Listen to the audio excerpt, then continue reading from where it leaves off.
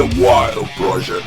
¿Cuál es el momento de tu carrera en el que has estado más a punto de morir? Porque seguro que tendrás alguno en el que te habrá ido de un pequeño detalle.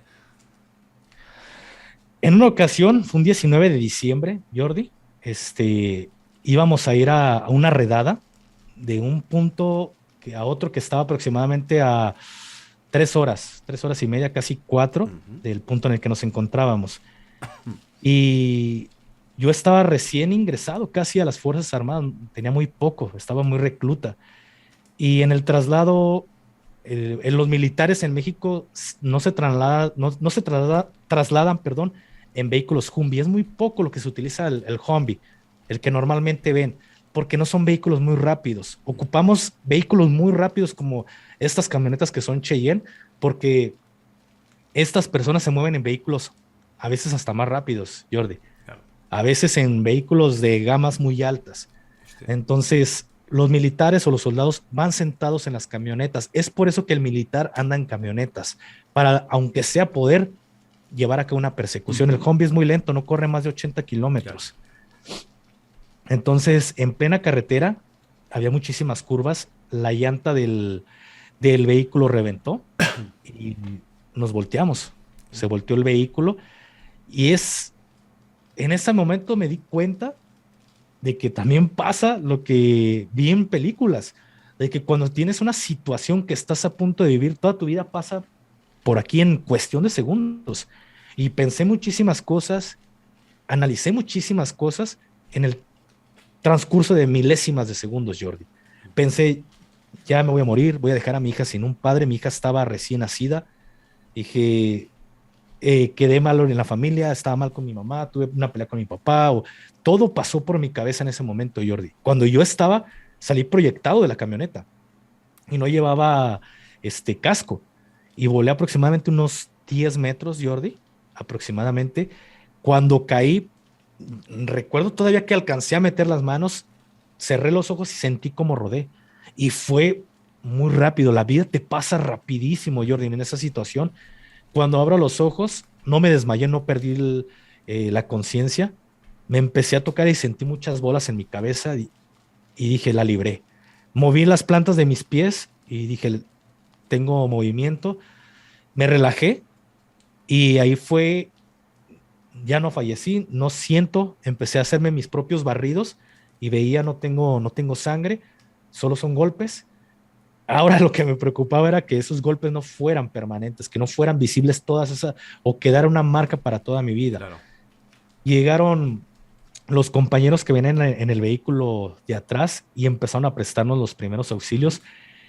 Uno de mis compañeros, creo que hay un dicho en el ejército mexicano, y creo que es a nivel mundial,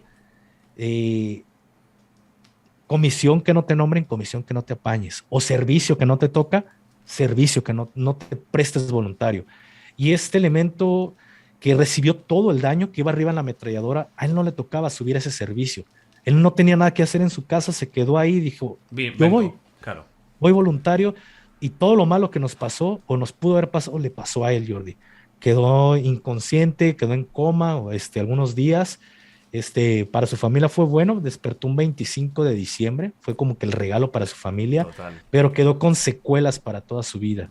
Lo pensionaron, entonces fue como que el momento que me causó una situación que también fue trastorno por estrés postraumático, cuando me subí a una camioneta y sentía que entraba la sobremarcha, yo me agarraba con unas fuerzas de la banca porque me daba miedo, Jordi. Claro. Pero poco a poco fui superando ese momento o esa situación.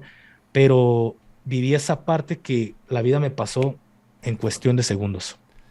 ¿Y alguna vez, a nivel más bélico, has tenido alguna de decir un disparo que te ha ido cerca o que te han encañonado? ¿Has tenido alguna de estas de alguien que te ha intentado hacer algo y te has salvado por un pelo? Mira, he tenido algunas situaciones de este tipo. Ajá. Inclusive hasta te podría decir que en una ocasión desarmé a un elemento que traía una Glock 19 y le hice una llave y él trataba de agarrar la Glock porque la traía fajada. Trataba de agarrar la Glock, pero afortunadamente pude llevar a cabo el sometimiento y otros compañeros alcanzaron a reaccionar a tiempo y lo alcanzaron a desarmar. Pero situaciones de este tipo he tenido algunas, no te voy a decir bastantes porque sería como echarme flores yo mismo, algunas, pero esta que te platiqué del amigo fue una operación increíble, Jordi, porque tuvimos 2 enfrentamientos en cuestión de minutos. Cuando detuvimos a estos elementos, a los primeros, fue porque ellos no nos querían atacar o no querían llevar a cabo un ataque hacia nuestra persona. Querían salir, pero querían escapar durante la noche. Estaban esperando que la noche cayera, pero no salían porque sabían que los helicópteros estaban arriba y era más probable que los encontraran o los vieran de día que de noche. Ellos estaban escondidos. Esta historia igual es lo he platicado, el primer video fue como de 40 minutos, pero te lo resumo. Venga. Ya habíamos pasado por ese punto donde estaban ellos, Jordi, y no nos hicieron absolutamente nada. Estaban escondidos. Ya en la segunda ocasión que volvimos a pasar, fue el detonante porque uno de ellos se le resbaló la planta del pie. Estaba arriba de una piedra, pero había mucha hierba que lo cubría. Se le resbaló la planta del pie, perdón, y uno de mis compañeros vio el pie y gritó, ahí están. Y cuando dijo, ahí están, ¡pam! Empezó las detonaciones de armas de fuego y yo tenía un elemento a metros de mí, salió de un árbol y lo primero que yo alcancé a ver fue la trompetilla o el rompeflamas del fusil, del rifle, que iba apuntándome, iba ya directo a apuntarme y mi reacción fue aventarme a una pequeña vaguada, un pequeño río que estaba ahí, fue aventarme y cubrirme con una piedra enorme que estaba ahí. Y los disparos golpeaban la piedra, yo no podía salir. Y ahí es cuando dices, voy a morir. Wow. Este güey me va a matar aquí, voy a morir. Pero no podía ni disparar porque de verdad no. Estos elementos suelen traer armas, Jordi, que dices, increíble. Aquí en México les llaman huevos de toro, en otras partes, cargadores de disco. Esta persona traía cargadores de disco. Entonces, para que se acabaran las rondas, iba a estar difícil. Entonces, afortunadamente, uno de mis compañeros me empezó a hacer una cobertura y me sacó. Pero si no hubiera sido por él, quizá me hubieran matado. Entonces, viví esa situación que dije, este güey me va a matar aquí. Wow. Porque escuchas y ¡ping! Se escuchan los pequeños chillidos cuando golpean una piedra y rebotan. Y escuchas los disparos cuando te están pasando arriba y dices, hasta aquí llegué. Hasta aquí llegué y espero que pues sea rápido. Era lo que yo pensaba en el momento. Espero que sea rápido. Porque me ha tocado ver que te disparan y en muchas ocasiones la muerte tarda mucho en llegarle a las personas. Y es doloroso, ¿verdad? Es que sufre la gente. Y decía, si me va a tocar, que sea rápido, no quiero estar sufriendo. Porque ya de por sí estoy en esta agonía de estar pensando que voy a morir y todavía tener que sufrir mi propia muerte, que creo que no se lo desearía a nadie, Jordi, que le pasara una situación de ese tipo. Entonces, afortunadamente hubo un compañero que me pudo rescatar y me pudo sacar de ahí, Jordi. Wow. Y claro, al final eliminasteis, entiendo, a los contrincantes, ¿no? Y al final Huyeron. se terminaron rindiendo Bueno. porque sabían o saben, muchos de los criminales aquí en México saben que van a salir, Jordi, por el tema de los derechos humanos. Vale. Y es mejor para ellos rendirse y salgo. Entonces, ellos mismos, uno de ellos dijo, ¿sabes qué? Por aquí hay otros elementos y fuimos a su captura. Y igual fue lo mismo, pero en cuanto nos vieron, hubo detonaciones, pero fue un intercambio muy, muy breve de disparos y fue todo. También ellos se rindieron. No hubo bajas en ese momento hasta más adelante. Es que lo cuentas de una forma que, por ejemplo, ¿no? La escena esta de te sale de un árbol, te vas para el río, una piedra. Es que es como un videojuego. Es que realmente, o sea, lo vemos desde fuera y dices, es que esto es un puto videojuego.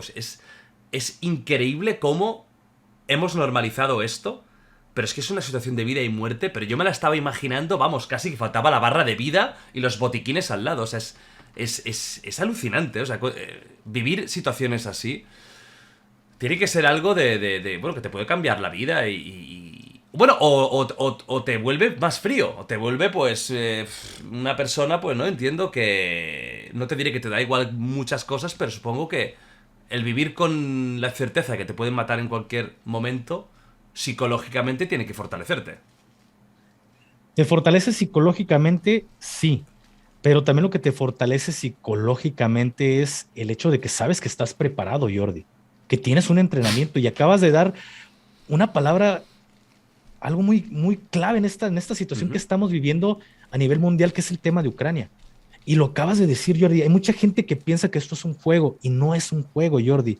He escuchado de jóvenes, no nada más aquí en México, porque aunque lo nieguen, sí hay jóvenes que están combatiendo en Ucrania, mexicanos, ¿Ah, sí? pero también he escuchado de personas de otros países que se fueron, compraron un boleto porque les encantaba jugar este juego muy famoso que es el Call of Duty Call of Duty. y piensan que es lo mismo, Jordi, no es un videojuego.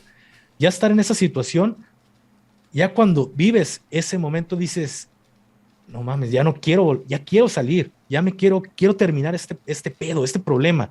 Cuando yo viví esa situación dije, llegando meto mi baja, porque fue una serie de eventos, Jordi, que un elemento más adelante mató a varios de sus compañeros y se suicidó él mismo por el estrés que se estaba llevando a cabo esa operación, Jordi.